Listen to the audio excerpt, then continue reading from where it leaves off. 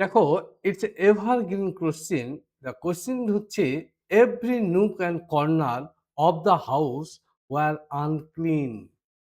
এটা এই যে এরর কারেকশন, এটা হচ্ছে সাবজেক্ট ভার্ব এগ্রিমেন্টের প্রশ্ন আছে। এই প্রশ্নটিতে চারটি অপশন দেওয়া আছে। এই চারটি অপশনে এতে আছে of a house was unclean, B by the house were unclean, C to the house were unclean, of the house was unclean. তাহলে দেখো, এই চারটি অপশনের মধ্যে এখানে কোনটা কারেক্ট হবে? প্রশ্নটা কি আছে না, প্রশ্নটা হচ্ছে সাবজেক্ট ভার্ব এগ্রিমেন্টের প্রশ্ন আছে। Subject verb agreement. তাহলে এখানে দেখো, এখানে নুক অ্যান্ড কর্নার, এই নুক অ্যান্ড কর্নার এই একটা নাউন, দুটো নাউন কি দিয়ে যুক্ত হয়েছে না অ্যান্ড দিয়ে যুক্ত হয়েছে।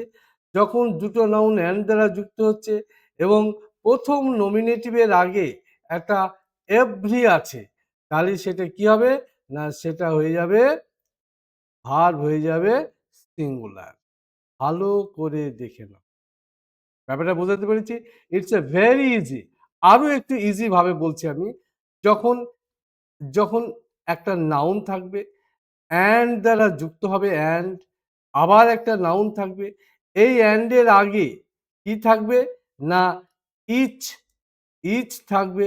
আর কি থাকবে না এভরি থাকবে, থাকবে। আর কি থাকবে না নো থাকবে। তাহলে এখানে ভার্ব কি হয়ে যাবে?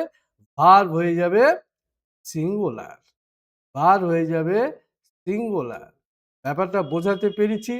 খুব ইম্পর্টেন্ট, এটা খুব ইম্পর্টেন্ট, এভারগ্রিন কোশ্চেন আছে। এবার দেখো, আমরা বুঝে তো গেছি, এবার আমরা অ্যান্সারটা ঠিক করতে পারি কিনা দেখো।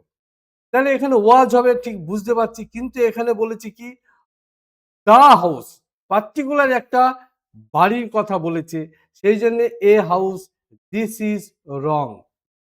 বাই দ্য হাউস ওয়ার, এখানে ওয়ার আছে, this is wrong. To the house আছে, to the house were, that is wrong. So this is right. Of the house was unclean. তাহলে এইভাবে দেখো, আমরা যদি দেখি তাহলে আমরা বুঝতে পারবো যে এটা সাবজেক্ট ভার্ব এগ্রিমেন্টের প্রশ্ন ছিল। এটি আনসার হচ্ছে ডি।